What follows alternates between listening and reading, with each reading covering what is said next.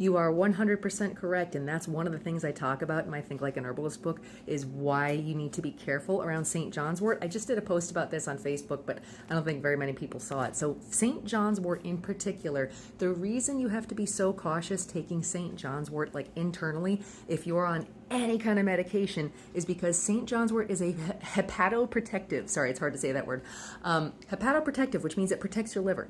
That basically means every time you take St. John's wort, it makes your liver function so well that it pushes the medication that you have in your system through your system super duper fast.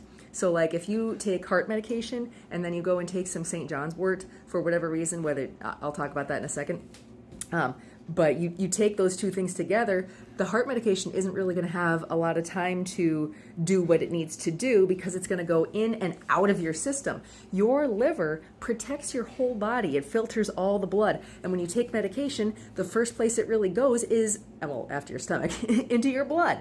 So you're absolutely right. If you're on anything at all, you have to be cautious taking St. John's wort. Now, that said, that's internally.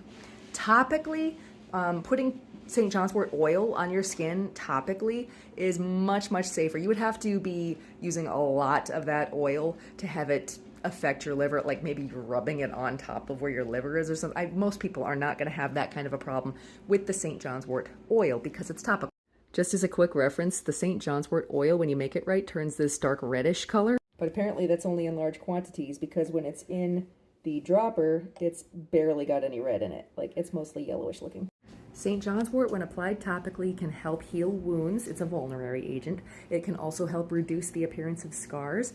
It can help treat sunburns, which is really interesting because when you take St. John's wort internally, it actually can make your skin more susceptible to getting sunburned. And then you use the same St. John's wort plant to treat the sunburn that you got because you took the St. John's wort.